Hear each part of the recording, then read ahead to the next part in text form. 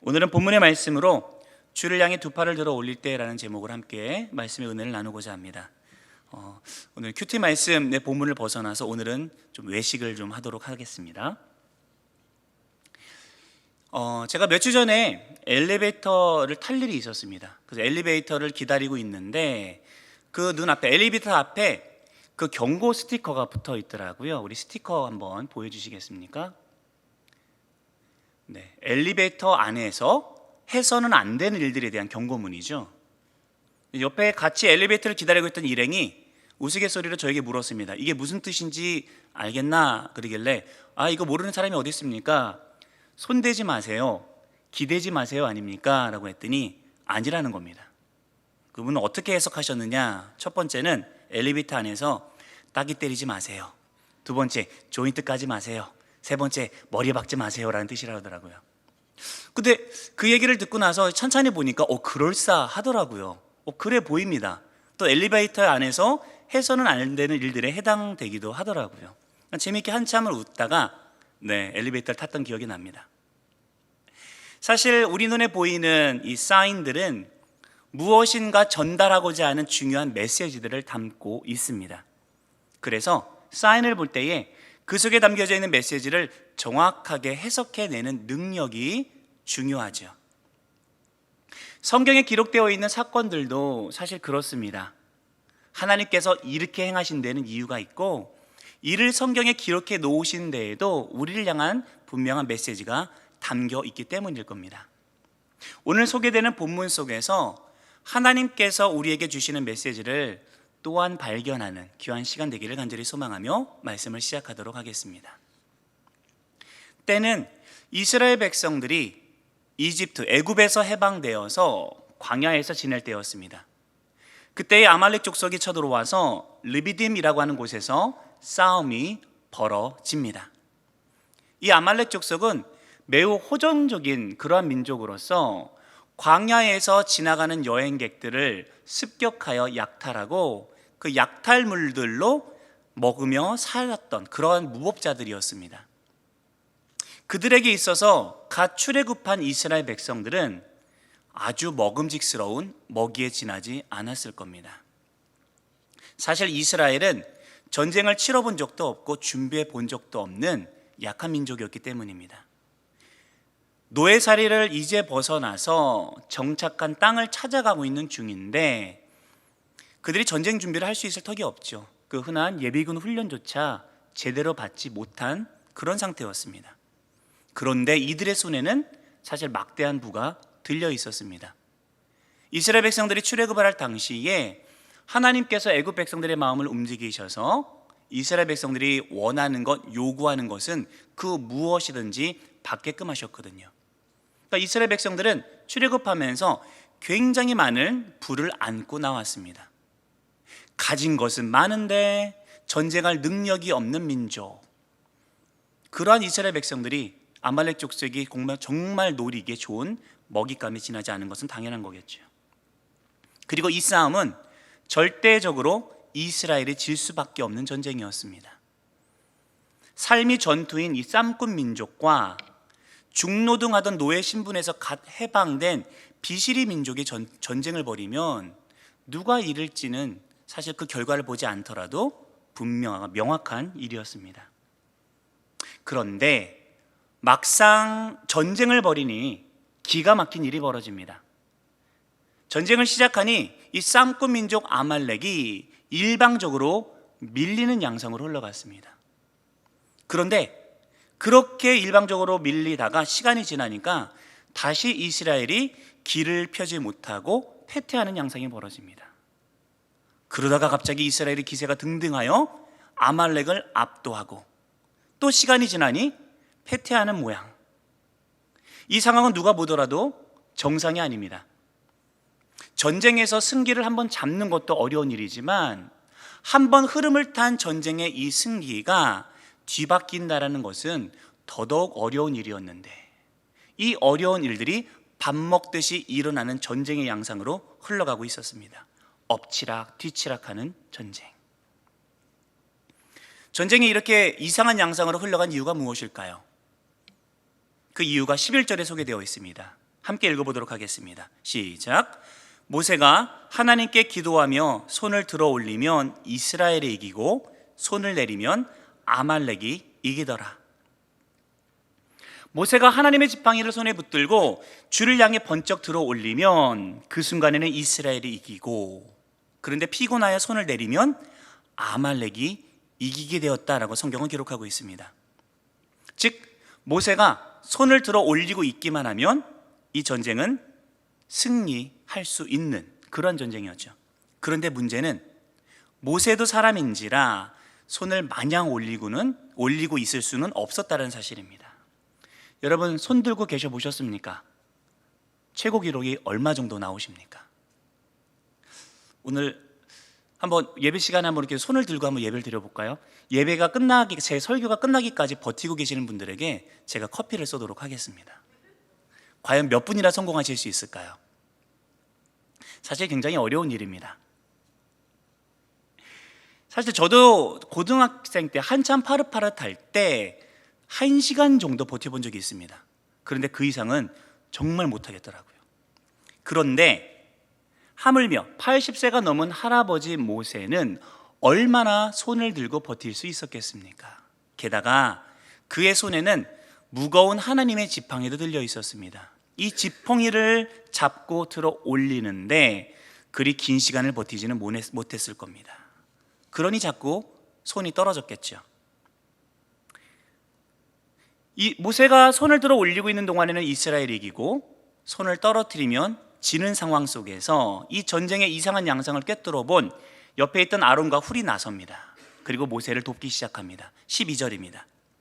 모세의 팔이 피곤함에 그들이 돌을 가져다가 모세의 아래에 놓아 그가 그 위에 앉게 하고 아론과 훌이 한 사람은 이쪽에서 한 사람은 저쪽에서 모세의 손을 붙들어 올렸더니 그 손이 해가 지도록 내려오지 아니한지라.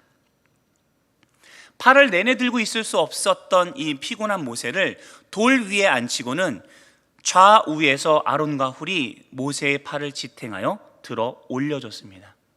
그러자 모세의 팔은 해가 지기까지 떨어지지 아니하였고 결국은 이스라엘 백성들은 이 전쟁에서 승리하게 됩니다. 그리고 그곳에 모세가 제단을 쌓고 여호와 니시라 이름하고 이 승리를 기념하였습니다. 여기까지가 본문에 기록되어 있는 사건의 내용입니다.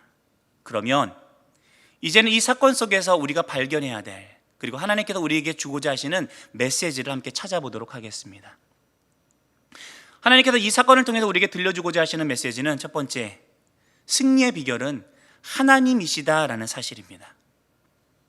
승리의 비결은 하나님이시다. 이 상황을 한번 상상해 보도록 하겠습니다.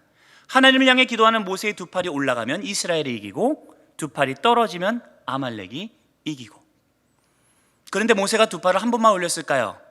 한 번만 내렸을까요? 최선을 다해 올리다가 힘들면 어쩔 수 없이 떨어지고 조금 회복되면 다시 올렸다가 내려가고, 모세의 팔의 위치의 결과가 실시간으로 반영되어지는 그러한 이상한 전쟁의 양상이 아주 엎치락뒤치락했겠죠. 하나님은 왜 이러한 실시간으로 반영되어지는 이 장면을 연출하셨던 것일까요? 그냥 모세가 전쟁 전에 이스라엘 백성들을 모두 다 불러 모아놓고 하나님 앞에 대표기도 한번 크게 딱 하고 시작했으면 훨씬 좋지 않았겠습니까?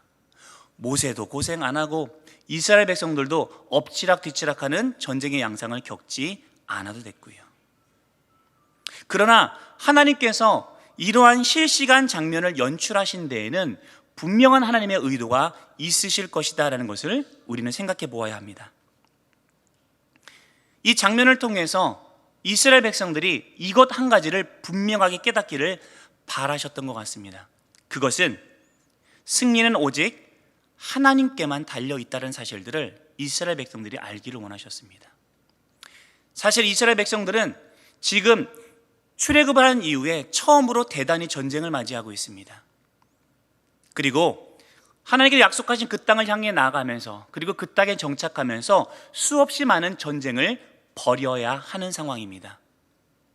그런 상황을 아시는 하나님께서 이스라엘 백성들이 첫 번째로 겪는 전쟁 속에서 앞으로 그들이 전쟁을 벌이면서 반드시 명심해야 될 가장 핵심적인 중요한 가르침을 이스라엘 백성들에게 내려주고 계신 것이죠. 그것은 전쟁의 승리의 비결이 하나님께만 있다는 사실이었습니다.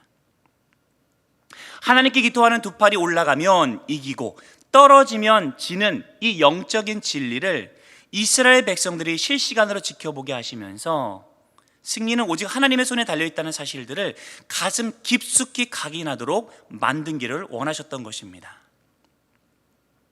그리고 이 승리의 비결은 사실 오늘날 우리에게도 동일하게 적용되는 줄로 믿습니다.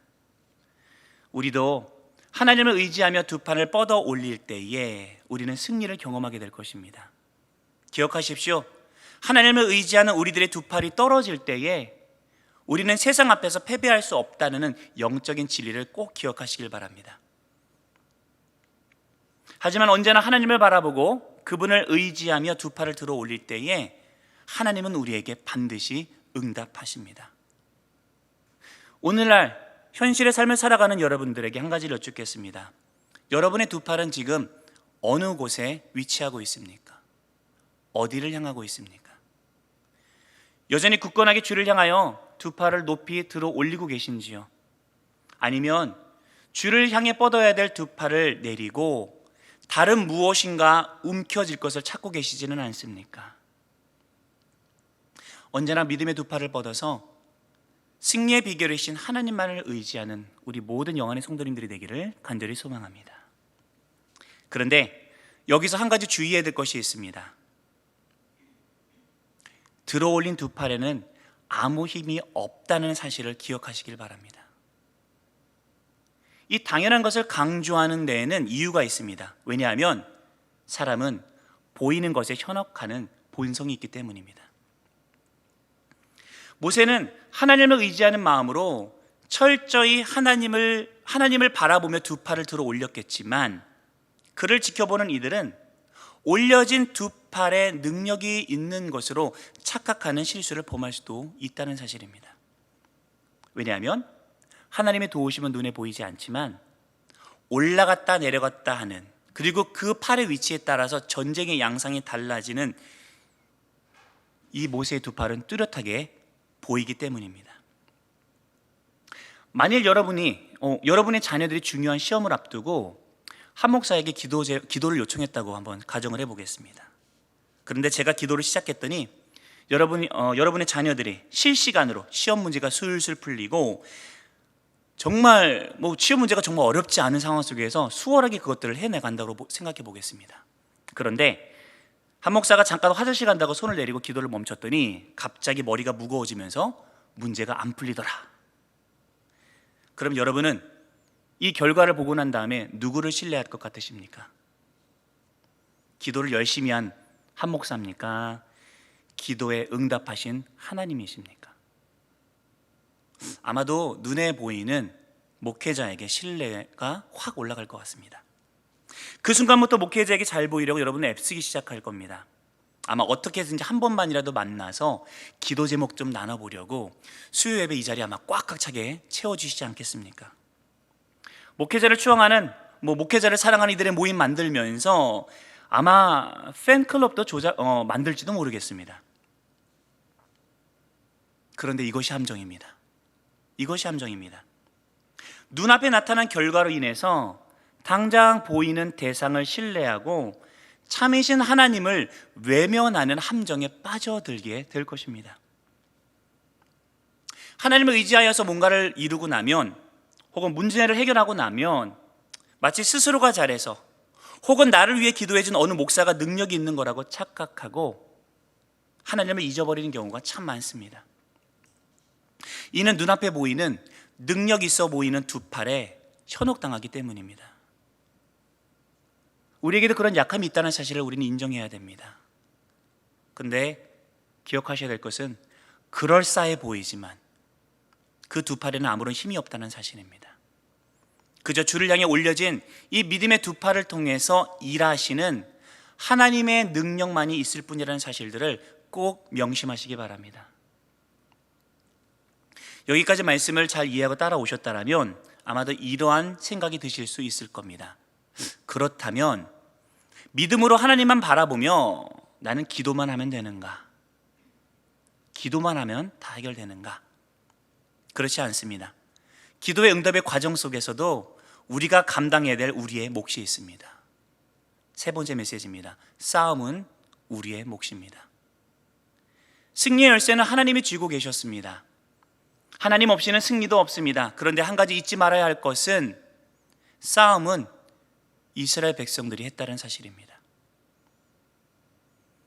아주 믿음이 좋다는 소리를 듣는 이들 중에서 하나님께서 자신을 도우실 거라는 그 확신이 너무나 가득해서 그저 기도에만 힘쓰고 정작 열심히 일상의 삶을 살아가지 않는 이들을 종종 찾아봅니다.